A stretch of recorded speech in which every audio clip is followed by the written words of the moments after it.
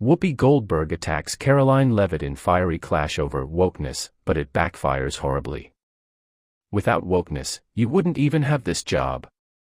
Whoopi Goldberg sneered across the table, her voice dripping with condescension. Her signature smirk curled at the corners of her lips as she leaned back, arms crossed, radiating the smugness that had become her trademark on The View. The audience erupted into forced laughter, as if on cue, the claps and chuckles drowning out the tension brewing in the air. Caroline Leavitt, the youngest White House press secretary in history, sat across from Whoopi, her expression calm but piercing. The comment was meant to humiliate her, to belittle everything she had achieved, to strip away her hard work and reduce her success to a mere byproduct of the ideology she openly criticized. But Caroline didn't flinch. She didn't stutter, she didn't scramble for words. Instead, she simply smiled, a slow, knowing smile that sent a wave of unease through the room. Whoopi, so used to shutting down conservative voices with snide remarks and dismissive hand waves, suddenly realized she had miscalculated. The audience, which usually rallied behind her, was shifting in their seats. Even Joy Behar, ever the loyal sidekick, looked momentarily unsure. The laughter died down faster than usual. Something was different. Caroline's response came, not as an emotional outburst, but as a precise and deliberate counterstrike. "Whoopi," she said, her voice even and controlled, "I got this job because I worked for it. I earned it. I didn't need a woke agenda to do that, and I certainly don't need one now." The silence that followed was deafening. Whoopi's fingers drummed against the table, her smirk faltering just slightly. The script wasn't going as planned. Usually, conservatives crumbled under the weight of her jabs. Usually, they fumbled over their words, desperate to defend themselves. But not this time. Caroline continued, her voice unwavering. "If wokeness is so essential, why are conservative women the ones constantly attacked? Why is it that the people who scream about tolerance the loudest are the first to mock, belittle, and shut down anyone who doesn't fall in line? You talk about lifting women up, yet here you are, trying to tear me down. Why? Because I don't think like you." Whoopi's jaw clenched, but she said nothing. She had no witty comeback, no snide remark prepared for a guest who refused to play by the rules of daytime TV. The audience, sensing the shift in power, sat stiffly in their seats. A few of them still clapped, but it was awkward, uncertain. Then, Caroline went for the knockout punch. "The truth is, Whoopi, you don't want diversity. You want conformity. You don't want a range of perspectives. You want obedience. And the second someone steps outside the ideological bubble you live in, you attack. That's not progress. That's control." Whoopi inhaled sharply, her lips parting as if to respond, but the words never came. She had walked herself straight into a trap, and there was no easy way out. Joy Behar, desperate to salvage the situation, let out a forced laugh. "Oh, come on, honey," she said, waving her hand dismissively. "We're just having a discussion." Caroline turned to her, that same composed smile on her face. "Are we?" More silence. For the first time in a long time, The View didn't feel like Whoopi's domain. The balance of power had shifted, and the tension in the room was thick enough to cut with a knife. Even the camera crew seemed unsure of where to point their lenses.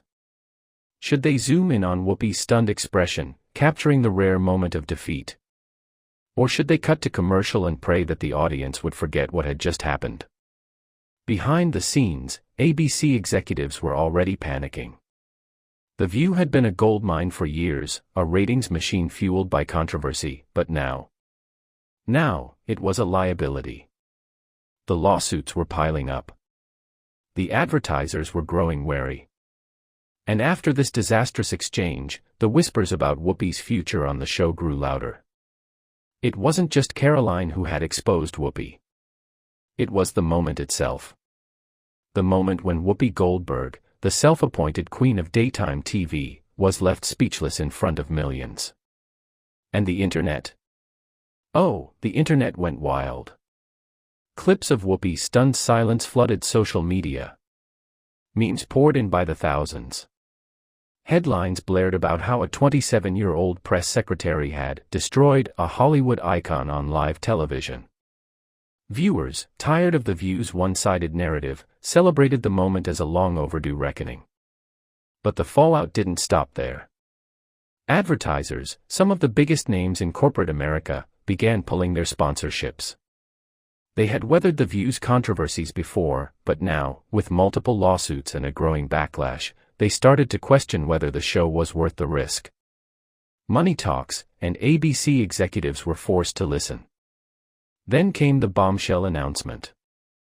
Whoopi Goldberg was taking a break from The View. The network tried to frame it as a temporary leave, a chance for Whoopi to focus on other projects. But everyone knew the truth. She was being pushed out. The show's golden era was crumbling, and the network was scrambling to salvage what was left. And Caroline Leavitt. She walked away from the interview unshaken, her reputation stronger than ever. The woman Whoopi had tried to humiliate had instead cemented herself as a rising force in American politics. The aftermath of the explosive exchange rippled through the media like a wildfire. Conservative outlets hailed Caroline Leavitt as a warrior who had finally exposed the hypocrisy of The View. Liberal pundits scrambled to spin the narrative, but even their usual defenses rang hollow. This wasn't just another political skirmish. This was a moment. A reckoning. Social media became a battleground. Hashtags like #Whoopi Meltdown and #Caroline Owns The View trended for days. Twitter, now X, was flooded with clips of Whoopi's stunned expression, her usual arrogance stripped away in real time. Even neutral viewers who had long grown tired of The View's one-sided theatrics chimed in, saying this was the most satisfying takedown they had ever witnessed. ABC executives were in full damage control mode. An emergency meeting was called within hours of the episode airing. According to insiders, the tension in the room was palpable. Executives were furious, not just at Whoopi's failure to dominate the conversation, but at the fallout that was now threatening the entire show. This isn't just another controversy, one senior producer reportedly fumed. This is a PR nightmare. But the real crisis came when the advertisers started making phone calls. Major sponsors, brands that had backed The View for years, were suddenly uneasy. They had stuck by the show through its many scandals, but this was different. The lawsuit threats, the growing boycott calls, and the fact that mainstream audiences were openly mocking Whoopi made it clear, the tide was turning. By the end of the week, 2 major advertisers had pulled their deals. Others were reassessing their partnership with the show. ABC executives knew what that meant, it was only a matter of time before more followed. And then, the biggest blow of all came. A high-level executive at Disney, ABC's parent company, reportedly issued a warning, "Fix this fast." The implications were clear.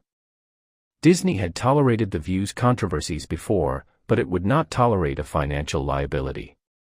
If the advertisers continued to flee, if the ratings continued to plummet, the network would have no choice but to take drastic action. Rumors began swirling that Whoopi's break might become permanent. Officially, the network denied it. Whoopi remains an integral part of The View, a spokesperson claimed. But insiders painted a different picture. Behind closed doors, there were discussions about a new direction for the show, one that might not include Whoopi Goldberg at all. Meanwhile, Caroline Leavitt was thriving. In the days following the interview, her social media following exploded. Conservative leaders praised her poise, her confidence, and her ability to dismantle Whoopi's argument without breaking a sweat. Even some moderate liberals begrudgingly admitted that she had handled herself impressively.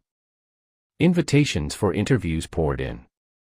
Major news networks wanted her take on everything from the state of modern media to the failures of woke culture. She had gone from being a rising figure in conservative politics to a full-blown media sensation overnight. And while Whoopi Goldberg was left grappling with the fallout of her miscalculation, Caroline Leavitt was charting her next move. She had walked into the lion's den and emerged victorious. And the world had taken notice.